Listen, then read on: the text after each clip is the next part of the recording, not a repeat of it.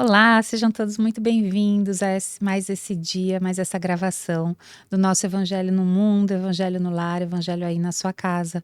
Seja sempre, sempre muito bem-vindo e é um prazer para nós estarmos dividindo com vocês esse momento, essa leitura do Evangelho. Boa noite, Saulo. Boa noite, Carla. É sempre muito gratificante estar aqui nessa bancada, aprendendo, né? O que Jesus nos trouxe através do seu maravilhoso evangelho e contribuindo com um pouco que a gente aprendeu aí ao longo desse tempo todo. Espero que essa ajuda chegue a muitas e muitas pessoas ao redor do mundo através da internet, né? Contamos também que as pessoas falem no grupo das famílias, dos amigos. Mande para quem você sabe que precisa, né? Deixa a palavra de Deus salvar alguém. Sim, e principalmente que é de uma forma agora tão fácil, né? O acesso, todo mundo tem acesso a um canal do YouTube, à internet, como você mesmo falou. Então, que tal, né? Que tal você aí que está na sua casa, escolha um lugar tranquilo, né? Fique com a cabeça em paz, separe a sua água para ela ser fluidificada e acompanhe conosco a leitura do Evangelho de hoje. E nós lembramos que somos trabalhadores do Centro Espírita Cristão, que é uma casa que funciona em Carapicuíba. Às quartas-feiras à noite ela é aberta para a leitura do Evangelho. Durante a semana tem vários cursos de segunda, quinta, sábado e domingo também ela é aberta ao público para aí sim todos os tratamentos que podem ser realizados ali na casa. Então dá uma passadinha lá, sempre na descrição do vídeo tem um endereço, os horários de funcionamento, você será muito bem recebido. Vamos começar com a nossa oração, Saulo? Sim. Eu convido a todos para pegarem o seu copinho d'água. Lembre-se de colocar a água para você, para os seus familiares, para aquelas pessoas que você ama. Faz o seguinte, pega as garrafas de água da geladeira, tira a tampa, deixe que a espiritualidade fluidifique. E aí ao longo da semana você vai só completando, vai mantendo essa vibração positiva aí, essa água que vai fazendo uma purificação aí no seu organismo. Com certeza isso só fará bem para você e toda a sua família. Escolha um lugar aconchegante, um lugar em que você fique bem durante a explanação aqui do Evangelho. E agora eu convido você a fechar seus olhos, a mentalizar a imagem serena do Mestre amado Jesus, com aquele sorriso maravilhoso que desmontava qualquer soldado com a espada na mão. Porque Jesus, ele foi o maior guerreiro do mundo sem ter pego em uma arma. Ele brigou contra o ódio, ele brigou contra a injustiça, mas não foi a briga que conhecemos. Ele levou o amor como sua arma. Ele ensinou aos quatro cantos do mundo sem ter saído do país de onde nasceu, pois a sua palavra reverbera por todos os cantos, assim como o vento assopra onde quer. O Espírito de Deus lá está através das palavras de Jesus. E vamos então para a oração que ele nos ensinou. Pai nosso que estais no céu, santificado seja o vosso nome, venha a nós o vosso reino, seja feita a vossa vontade, assim na terra como no céu. O pão nosso de cada dia nos dai hoje, perdoai as nossas dívidas, assim como nós perdoamos aos nossos devedores. E não nos deixeis cair em tentações, mas livrai-nos, Senhor, de todos os males, pois teu é o reino, o poder e a glória para todos sempre. Que assim seja, graças a Deus. Graças a Deus. E nós daremos continuidade à leitura do capítulo 13. Deixa eu colocar aqui meu óculos. Capítulo 13. Que a vossa mão esquerda não saiba o que dá a vossa mão direita. E hoje leremos a partir do item 7. Convidar os pobres e os estropiados. Ele disse também àquele que o havia convidado: Quando derdes a jantar ou a ceiar, para isso não convideis nem vossos amigos, nem vossos irmãos, nem vossos parentes, nem vossos vizinhos que são ricos, de medo que eles vos convidem em seguida a seu turno, e que assim retribuam o que haviam recebido de vós. Mas quando fizerdes um festim, Convidai para ele os pobres, os estropiados, os coxos e os cegos, e estarei felizes, porque não terão meios de vô-lo retribuir, porque isso vos será retribuído na ressurreição dos justos.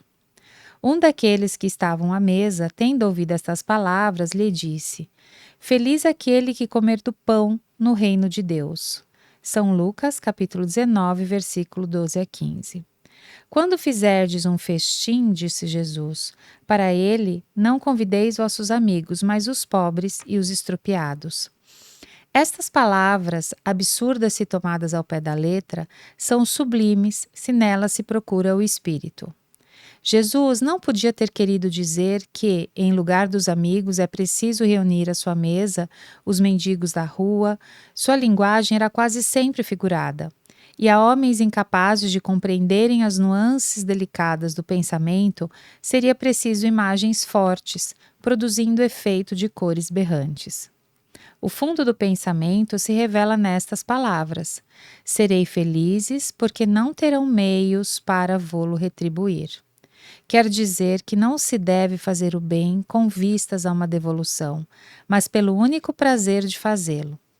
Para dar uma comparação surpreendente, disse: Convidai para vossos festins os pobres, porque sabeis que estes não poderão nada vos retribuir.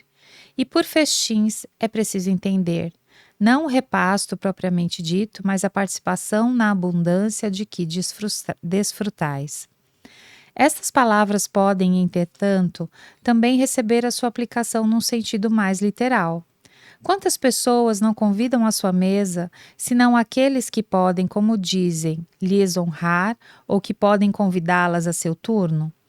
Outras, ao contrário, encontrarão satisfação em receber aqueles de seus parentes ou amigos que são menos felizes. Ora, quem é que não os possui entre os seus? É por vezes prestar-lhe um grande serviço sem aparentá-lo.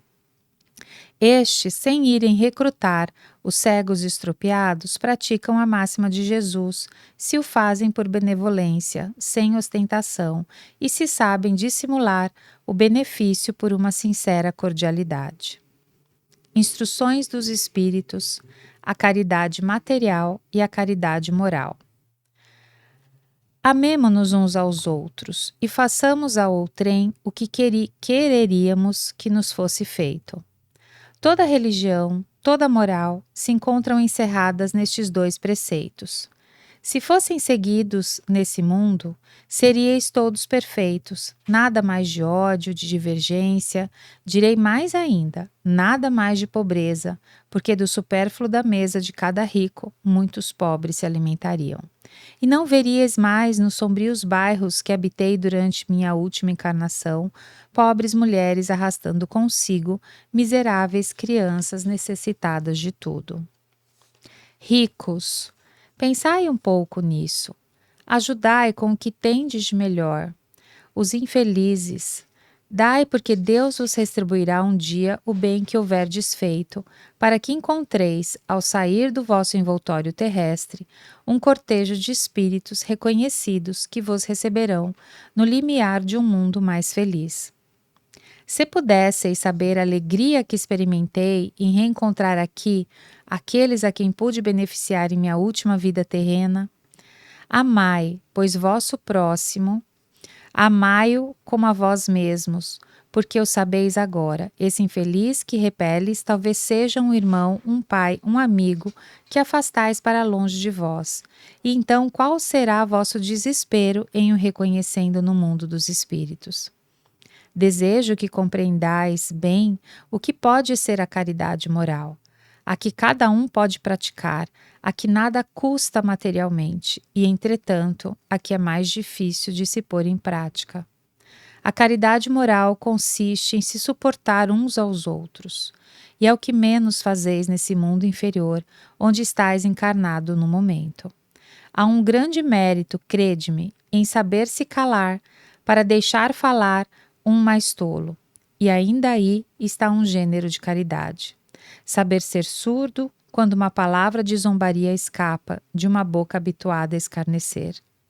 Não ver o sorriso de desdém que acolhe vossa entrada entre as pessoas que frequentemente e erradamente se creem acima de vós, enquanto que na vida espírita, a única real, estão algumas vezes bem longe disso.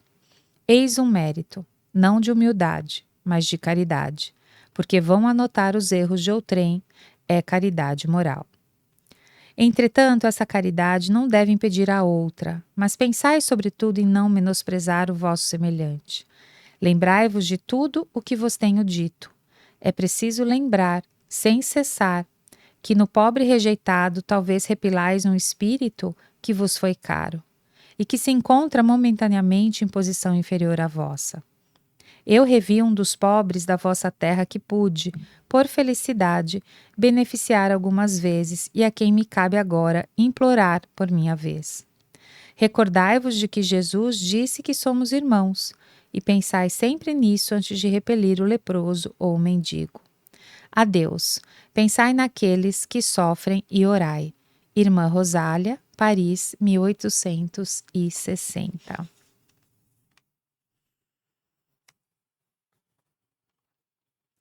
Bom, quantas coisas para a gente conversar hoje nessa aula. E primeiro isso de convidar os pobres e os estrupiados, que é como disse aqui, que não há necessidade, que muitas vezes a palavra não pode ser interpretada de forma literal. Ao pé da letra. Ao pé da letra. Mas que a gente, sim, principalmente a segunda parte que ele fala de convidar as pessoas sem esperar uma retribuição. Então, acho que essa aqui é a maior mensagem. A gente fazer a caridade de qualquer tipo que seja, material ou moral, como ele aqui descreve posteriormente, mas sem a gente querer nada em troca. Nem o reconhecimento, nem olha, eu fiz isso para você e agora você faz isso. Tem que ser de uma forma realmente espontânea. E quando a gente entende isso, quando a gente consegue viver isto, dá uma tranquilidade, né? Porque a gente, ao entender, a gente desobriga. E quando a gente desobriga, a gente se torna mais livre, né? Nesta relação aí de caridade. Quem de nós, eu acredito que você já deve ter passado por isso, de ter feito alguma coisa assim, um churrasco, de repente foi alguém lá, você chamou, essa pessoa foi lá, se fartou e foi embora de repente. E você fica, nossa, o cara não veio, não falou nenhum obrigado, mas não tem precisão disso. Uhum. Jesus está nos ensinando a não esperar isso. Sim. Faça de boa vontade, dê um almoço no dia de domingo, né? Faça uma macarronada. E aí, como ele fala no texto, que a gente não venha a convidar aqueles familiares que têm condições, da semana que vem é lá em casa. Uhum. Aí não é a caridade, porque aquela pessoa está te retribuindo ali. É como que se fosse um ganha-ganha. Sim, um acordo. Um acordo, e não é assim que Jesus vê as coisas. Uhum. Ele quer que a gente mate a fome de quem realmente precisa, sem intenção de receber nada em volta, ou que essa pessoa de repente vá falar na rua, o Saulo deu um banquete lá, comido bom e do melhor. Ele é um cara, muito gente boa. Não é necessário que ele faça propaganda. Assim como Jesus dizia, né, quando fazia as suas curas, não fale disso para ninguém, porque Jesus não precisava de propaganda. Uhum. E a caridade real é essa, onde você não precisa mostrar que você colocou à mesa o que você tinha para poder matar a fome de quem precisa. Aí seria ostentação. Sim. E a ostentação não é caridade. Não. Deus entendeu que você matou a fome de quem precisava, matou. Só que você satisfez o seu orgulho, o seu egoísmo. E isso vai contra. Você pode dar um banquete para 1 milhão de pessoas, mas desde que você deixou o seu ego falar mais alto e gritou para todo mundo que você o fez, perdeu o sentido. Perdeu o sentido. É melhor você fazer um grão de arroz, né? Em silêncio. Em silêncio, alimentando. Até para não humilhar aquela pessoa que está recebendo esse benefício. Falou, trouxe um esfomeado aqui em casa, comeu tudo que ele aguentou, ainda levou uma marmita. Isso não é caridade. Como Jesus disse aí no texto, né? Não humilhe aquele que você está ajudando com essa caridade. Sim. E ele fala ainda da outra caridade, né? Da caridade moral. Então a gente falou um pouquinho da caridade material, mas eu entendo que a caridade material, ela também vem recheada de moral. Porque se a gente entende, quando a gente está ofertando esse almoço sem cobrança, ou dividindo, praticando a caridade, a gente ao mesmo tempo está praticando a caridade moral. Porque a gente está acolhendo aquela pessoa com carinho, com respeito, né? Então tudo isso vem, eu acho que junto com o material, principalmente quando você se envolve na ação. Então a gente pode entender que, por exemplo, há caridades materiais de pessoas que doam realmente grandes quantias em dinheiro para associações, para filantropia, né? Pessoas muito ricas e que ajudam sim a manter várias casas, né? E realmente tem todo esse valor, mas estas pessoas muitas vezes não se envolvem diretamente com o ato. Então, seria mais uma caridade de fato material. Mas quando a gente se envolve no ato da caridade, ela também passa a ser moral. Ela tem até uma relevância maior, né? Porque você tá pondo a mão na massa de fato. Uhum, Você deu ali um agasalho, um sapato, ou você deu 100 agasalhos, você tem uma condição financeira, vai lá ajudar a distribuir. Não precisa falar, ó, foi eu que comprei todo uhum, ano. Tá lá distribuindo. uhum, Ó, irmão, tá aqui, ó. Ou de repente, se você tem um agasalho e você conhece um irmão ali na rua ali que tá passando frio, o tempo tá meio. Fala pra ele, irmão, é o seguinte, eu tô com esse agasalho lá em casa, eu dei uma engordada, ele não tá me servindo. E eu não acho legal deixar lá, as traças vão acabar destruindo ele. Você aceita? Tá lavadinho, tá limpinho. E aí aquela pessoa vai se sentir, né, que você tá ajudando ela e ao mesmo tempo você tá reconhecendo nela ali alguém que tá te ajudando. sim, Não que você vai falar, pô, tô vendo você aí com frio aí, não sai, não trabalha, não faz nada, toma esse agasalho. Você tá humilhando o cara. sim. Mas chega com uma boa palavra, chega com educação, né?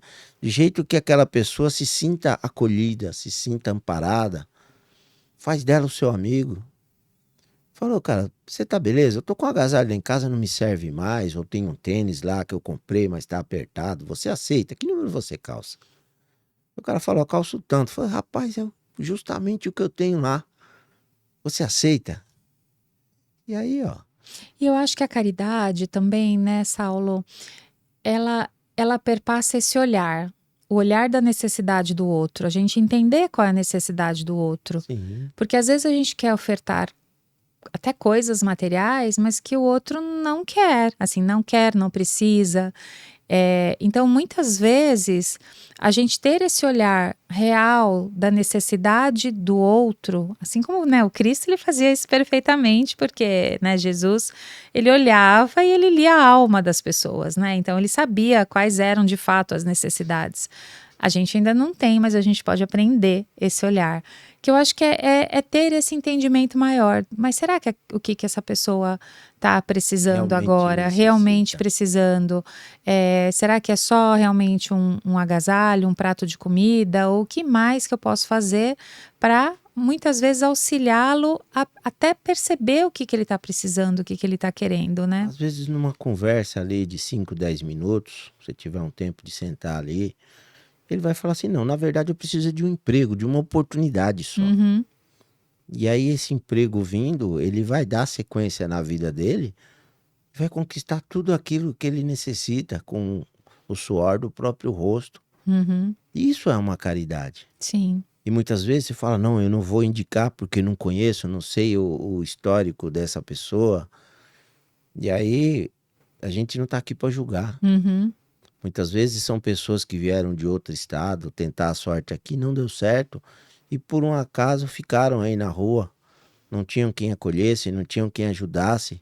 Eu já vi muitas histórias assim, sim, pais de família que precisam conseguir um emprego de imediato para mandar um retorno para as pessoas que ficaram no norte, nordeste, e de repente chega aqui, dá um azar e não encontra o emprego que achou que ia encontrar assim, porque pessoal que mora para a região norte e nordeste tem uma visão de que São Paulo, você chega aqui e já na hora que consegue você chega, facilmente, consegue trabalhar e vai ganhar um super salário, e vai mandar dinheiro para lá, e vai alimentar a família e vai fazer um pé de meia.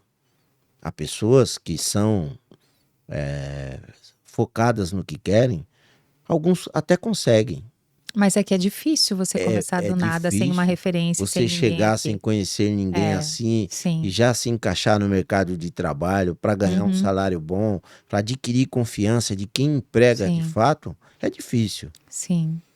Às vezes a pessoa dá sorte, dependendo da área, o cara já tem um conhecimento, tem um certo estudo, ele chega aqui, manda um currículo ali, outro aqui, alguém, pum, você veio da... Não, eu cheguei essa semana. Eu estou precisando de uma oportunidade, eu posso mostrar o meu trabalho. E se uma pessoa tiver um bom coração, ela dá essa oportunidade. Uhum, Mas é difícil. é. E a gente pensando também, né, Saulo, nessa questão, principalmente da caridade moral, né? Que às vezes não é nem só você está praticando a caridade moral a partir do momento que você respeita o outro, que você escuta o outro, que você acolhe, dá um abraço, que você recebe bem, com um sorriso. Então é isso que também as pessoas têm que entender, que a caridade moral, ela passa por tudo isso, de você não se sentir melhor do que ninguém, que nem fala que você, quando chegar em algum lugar e se sentir, né, que está sendo, entre aspas, menosprezado, fique em silêncio. Então, isso também são exercícios para a gente ir trabalhando ao longo da nossa vida, porque hoje o que a gente vê muito é esse embate, justamente o contrário, né? Esse embate de egos, embate de opiniões, embate de quem está certo e quem, quer dizer, todo mundo acha que está certo. Então eu acho que hoje o mundo clama principalmente pela caridade moral.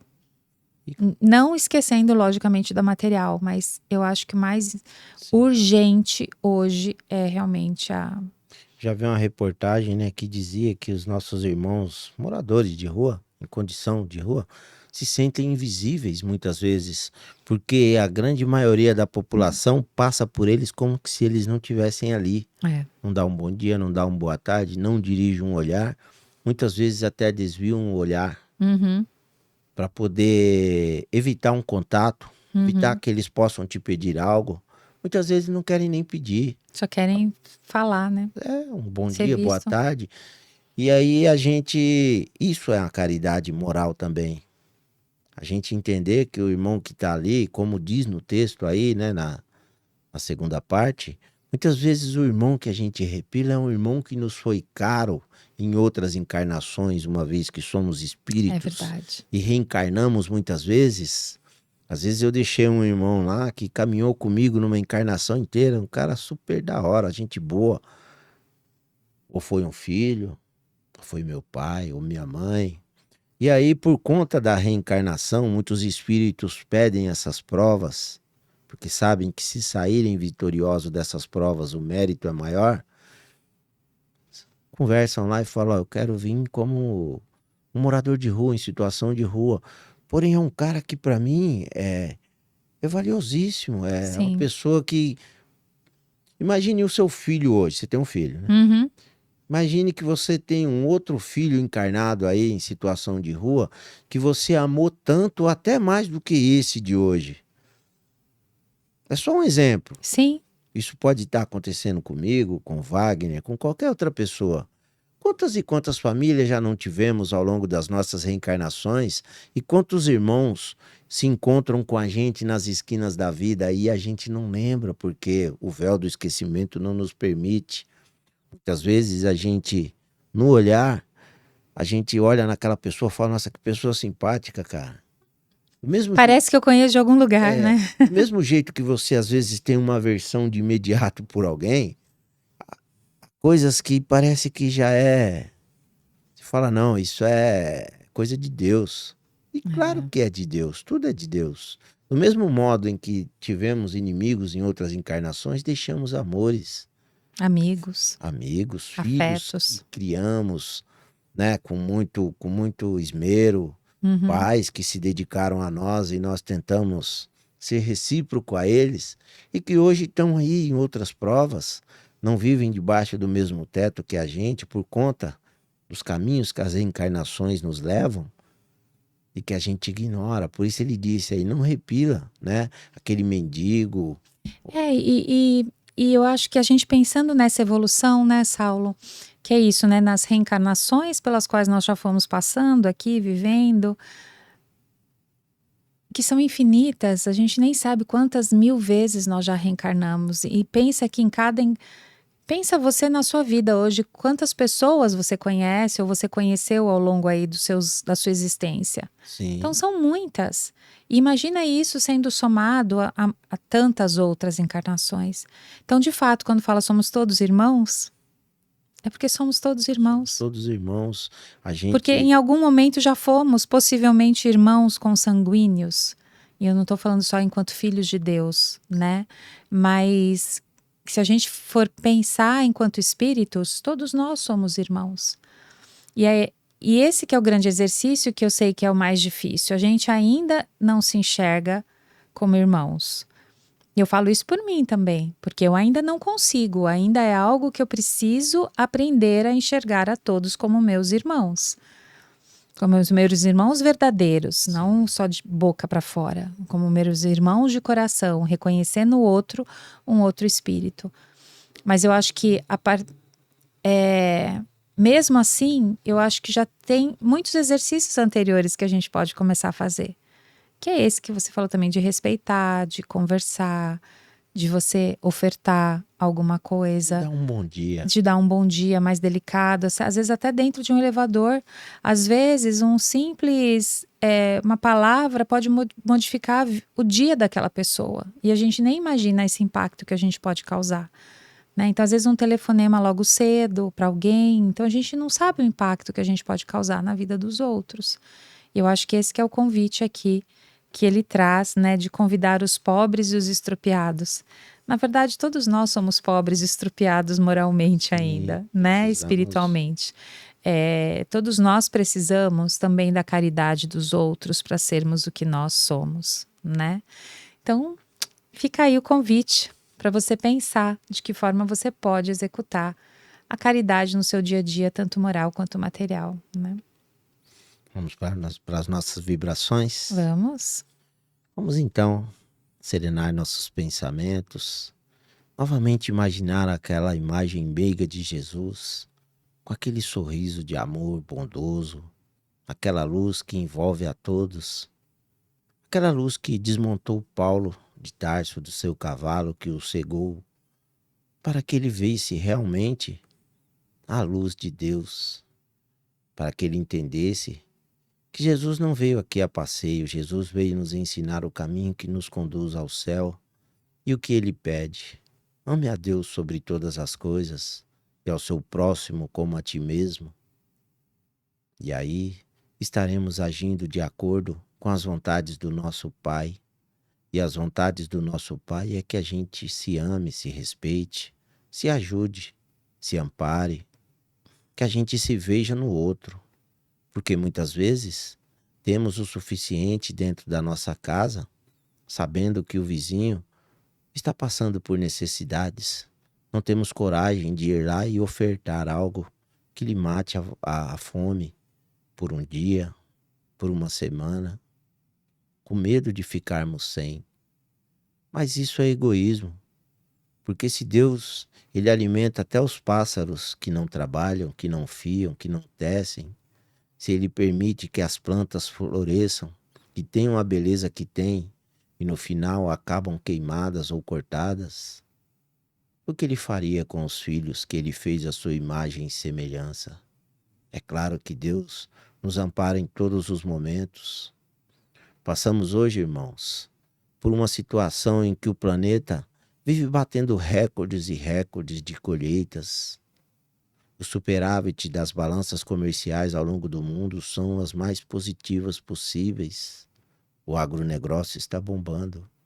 Mas e o nosso coração em relação ao nosso semelhante? Será que ele também está farto de amor?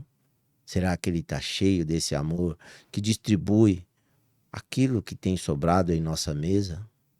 Não é isso que vemos. Vemos ao nosso lado, muitas vezes em nossas ruas, em nossos bairros, em nossas cidades, pessoas que carecem de toda sorte, de remédio, de alimento, de roupa, calçado e também de amor. Isso sem contar que há um continente chamado África, que muitas vezes é esquecido pelos governantes mundiais. só é lembrado quando necessitam ir lá fazer algum teste, quando necessitam fazer uma viagem até lá para dizerem que estão ajudando, quando sabemos que muitas vezes o pior é escondido, é omitido. Haverá um dia em que Jesus estará no coração de todos nós e que nós nos olharemos nos olhos e nos reconheceremos todos como os filhos de Deus, daremos nossas mãos e unidos caminharemos o caminho que Jesus nos ensina para percorrermos. Que esse caminho seja o caminho do amor, da igualdade, da caridade, da paz. Pedimos ao Senhor, Pai, permita que a sua luz toque a consciência de todos nós, de todos, os mais abastados e daqueles que possuem menos, para que cada um, dentro das suas possibilidades, estenda a mão a todos aqueles que nada têm. Pai nosso que estais no céu, santificado seja o vosso nome. Venha a nós o vosso reino. Seja feita a vossa vontade, assim na terra como no céu. O pão nosso de cada dia nos dai hoje. Perdoai as nossas dívidas, assim como nós perdoamos aos nossos devedores. E não nos deixeis cair em tentações, mas livrai-nos, Senhor, de todos os males, pois teu é o reino, o poder e a glória para todos sempre. Que assim seja, graças a Deus. Graças a Deus.